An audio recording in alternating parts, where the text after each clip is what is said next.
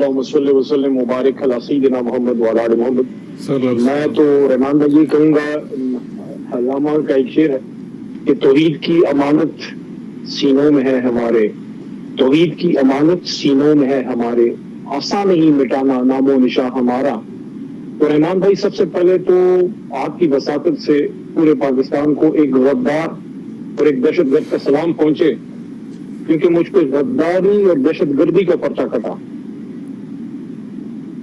اس کی بجائے ماں کی گالی دے دیتے جنہوں نے یہ کیا۔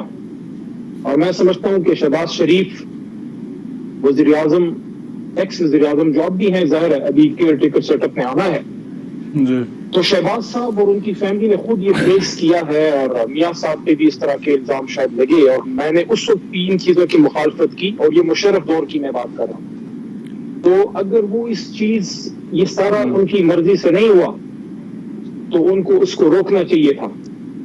ایک وزیر اعظم کے طور پہ کسی بھی محب وطن پاکستانی پہ جب اس طرح کے الزام لگیں تو یہاں پھر ذمہ داری بنتی ہے حکومت وقت کی، تو پھر یہ کوئی نہ کہے کہ وہ یہ گلا کریں یا یہ بات کریں کہ ہم نے نہیں کیا، آپ ہی کی حکومت میں ہوا ہے۔ بہرحال عدالت سے داغ دھل گیا، عدالت سے تو بری ہو گیا دہشت گردی کی عدالت سے، لیکن جو دل پہ داغ لگے ہیں کہ کیا پاکستان میں اور جس علاقے سے میرا تعلق ہے جہاں ہر طرح کی باتیں ٹرائبل بیلٹ میں اور یہاں ہوتی رہی، اور ہم نے جب میں نے شہریار نے مراد نے جب ہم نے پارلیمنٹ میں پاکستان زندہ باد کہا، پاک فوج زندہ باد کہا، جب ہم یہ بات کرتے تھے پیچھے سے ہمیں پشتونوں کا ایک تانا ملتا تھا، سب کا نہیں، کیونکہ پشتون محب وطن ہے، لیکن وہ لوگ جو الٹرا نیشنلسٹ اپنے آپ کو کہتے ہیں، جنہوں نے ہمیشہ پاکستان کے خلاف بات کی ہے، وہ ہمیں تانا دیتے تھے کہ تم پشتونوں کے غدار ہو۔ ہم نے کہا نہیں، پشتونوں نے ملک بنایا ہے، اور پشتون نے سب سے پہلے پاکستان زندہ باد کہا، ہم نے پارلیمنٹ میں پاکستان زندہ باد کہا، اور اس کا تحفہ ہمیں یہ ملا، ہمیں قبول ہے، کیونکہ یہ مجھے پتا ہے کہ 22 کروڑ عوام کی طرف سے نہیں، چند لوگوں سے ہے۔ بہرحال میں تو یہ کہوں گا رحمان اظہر صاحب، چاہے میں ہوں، چاہے میرا لیڈر عمران خان ہو جو اس وقت زندان میں ہے، چاہے شہریار خان ہو جو ابھی بھی جیل میں ہے، چاہے مراد سعید ہو جس کا اتا پتا کوئی نہیں، چاہے ہمارے لاکھوں کروڑوں ورکر سپورٹر ہو، ہماری قبر سے بھی آواز آئے گی پاکستان زندہ باد۔ تو ہمیں کسی کو سرٹیفکیٹ دینے کی ضرورت نہیں ہے۔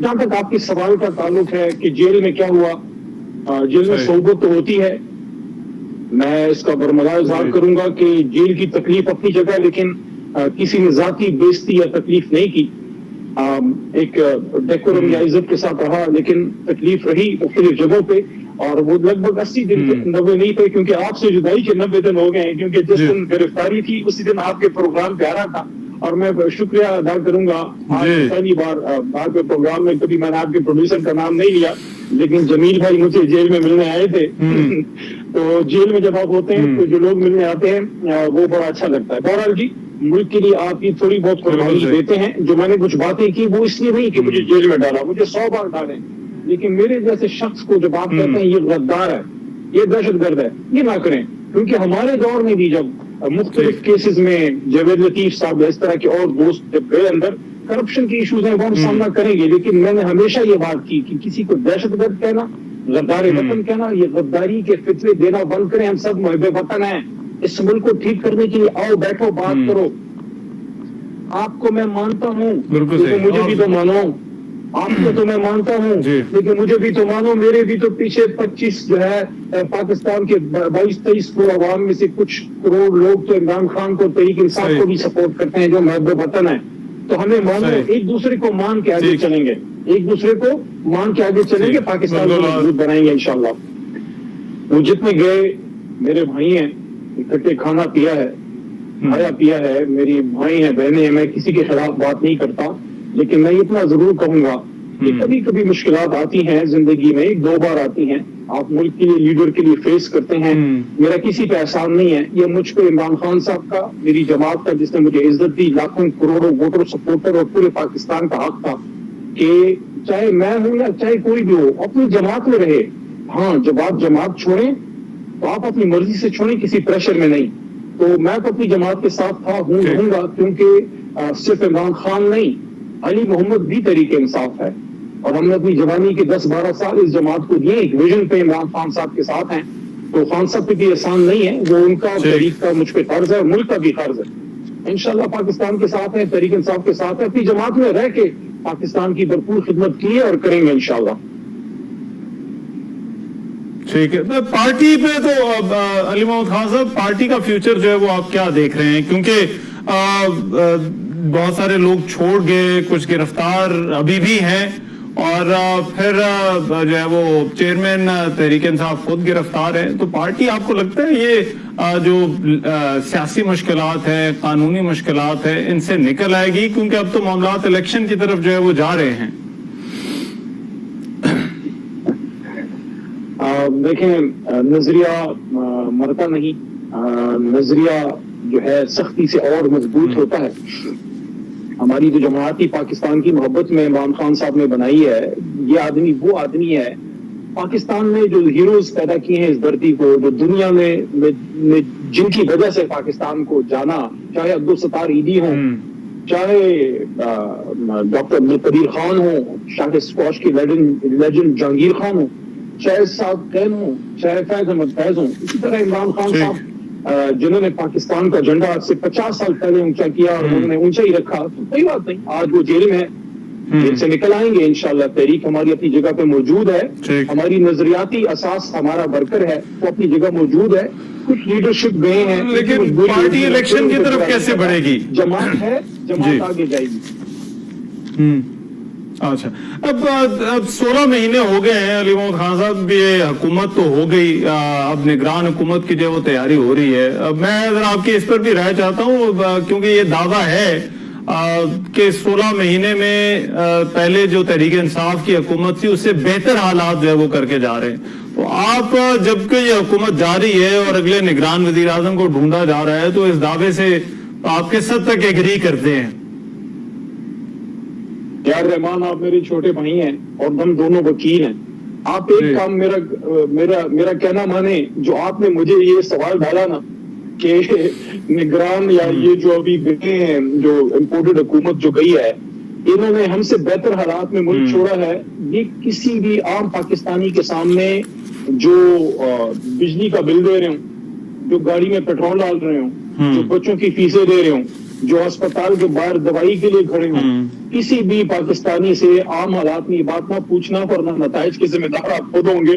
क्योंकि जो महंगाई की हालत है, जो पेट्रोल की हालत है, जो मईशत की हालत है, यानी कि इनसे तो वो हेल्थ कार्ड भी ना चल सका जिसमें गरीब आदमी के 10 लाख रुपए के गरीब बेचारे को वो इलाज मिलता था। उनसे तो वो हमारे जो गरीब खाने हमने बनाए थे, पनागाहें जहाँ खाना मिलता था, रिहाइश इज्जत की, वो भी उनसे बंद हो गई। 6 की GDP पे चलने वाला मुल्क आज 1 पे सिसक के चल रहा है। खुदा करके इनको IMF का प्रोग्राम मिला, वही IMF का प्रोग्राम जिसपे इमरान खान साहब को क्या क्या नहीं सुनाया गया। तो आज मेरे से नहीं, रहमान नजर, मैं कोई बात करूंगा तो आप कहेंगे हुब्बे इमरान में या बोगज़े शहबाज में कह रहा है। आप जाके आवाम से पूछ लें, आपको जवाब मिल जाएगा, लेकिन नताज की जिम्मेदारी आप पे। अच्छा, लेकिन आवाम तो इलेक्शन में बताएगी, आपको इलेक्शन होते हुए नजर आ रहे हैं? 100% इंशाल्लाह, क्योंकि मैं समझता हूं कि पाकिस्तान का मुस्तकबिल जो है वो जमहूरियत में है, और ये जमहूरियत जो है इसको ये पिछले 16 महीनों में अगर कोई ये बात कहे, जिस तरह हसन निसार कभी कहा करते थे, उन्होंने तो पता नहीं किस तनाजर में हसन निसार भाई ने ये बात की थी, लेकिन हकीकतन इसको तेजाब का गुस्ल किसी न किसी हद तक दे दिया गया है इस निजाम को। जमहूरियत से ही मुल्क आगे चलेगा, और मैं समझता हूं कि सब लोग जो फैसला कुंदी हैं, जो जिम्मेदार भी हैं, आप हैं, मैं हूं, जो भी हैं, हम सबको इसका एहसास है। इस मुल्क का दुश्मन कोई नहीं इस मुल्क में बैठा। जो मुल्क के महबे वतन लोग हैं, चाहे वो सियासी हैं या गैर सियासी, उनको ये पता है कि इस मुल्क को हमने आइन के मुताबिक चलाना है या जमहूरियत के मुताबिक। अब इलेक्शन कब होगा? मेरे ख्याल में मुझे लगता है बेशुमार चहमगोइयों के बावजूद इंशाल्लाह वक्त पे होगा, और खिलाड़ी जो है वो मैदान में होंगे, और खिलाड़ियों का कप्तान भी मैदान में होगा। ये मेरी बात याद रखिएगा, खान इंशाल्लाह मैदान में होगा, इंशाल्लाह। लेकिन ये तैयारी आप किस तरह से करेंगे? क्योंकि इलेक्शन से पहले आपको कैंडिडेट्स की जरूरत होती है, लीडर की जरूरत होती है, आपने वर्कर्स को मुतारिक जो है वो करना होता है। تو آپ خود کہہ رہے ہیں کہ معاملات الیکشن کی طرف جاتے ہوئے دکھائی دے رہے ہیں، تو یہ تیاری ہو جائے گی تحریک انصاف کی الیکشن سے پہلے؟ کیا تیاری کی کوئی ضرورت ہے؟ ابھی آپ نے پشاور کا اور ہزارے کا رزلٹ نہیں دیکھا؟ تیاری ہماری عوام کی حد تک کہاں تک ہے وہ ہے.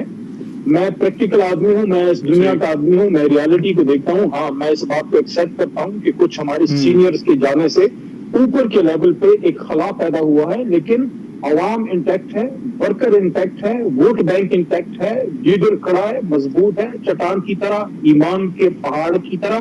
صرف تھوڑی سی ہم نے ایڈجسٹمنٹ یہ کرنی ہے کہ کچھ لوگوں کو ذمہ داریاں ہم نے دینی ہے، وہ ہو جائے گا انشاءاللہ. حالات پیدا ہوں گے. اور کیسے ہو سکتا ہے کہ 2/3 اکثریت پہ لینے والی جماعت کسی بھی طرح کی سروے آپ کر کے دیکھ لیں، وہ جماعت مت بھولیں جس کی مرکز میں حکومت تھی، جس کی پاکستان کے دل پنجاب میں حکومت تھی، جس کی خیبر پختونخوا میں حکومت تھی، جس کی گلگت بلتستان میں حکومت تھی، جس کی آزاد جموں کشمیر میں حکومت تھی، وہ ووٹ بینک اب 2 گنا بڑھ چکا ہے. آپ کیسے اتنی بڑی آبادی کو مارجنلائز کریں گے؟ ان کو آپ کو الیکشن لڑنے دینا پڑے گا. اور کس نام پہ؟ پاکستان کے نام پہ.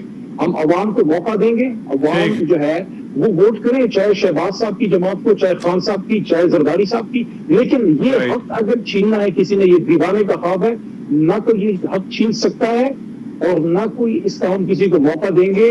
انشاءاللہ آئین کے مطابق ہم اپنے حقوق کا دفاع پاکستان کی عدالتوں میں کریں گے. اس الیکشن کی طرف انشاءاللہ ملک جائے گا. اس وقت لوگوں کو لگے گا کہ علی جو بات کر رہا ہے پتہ نہیں دیوانے کا خواب ہے ان حالات میں کہ الیکشن کیسے بڑھیں گے. انشاءاللہ مشکل میں سروائیو کیا ہے، مشکل میں الیکشن بھی لڑ کے دکھائیں گے انشاءاللہ. پاکستان زندہ باد کے نعرے پہ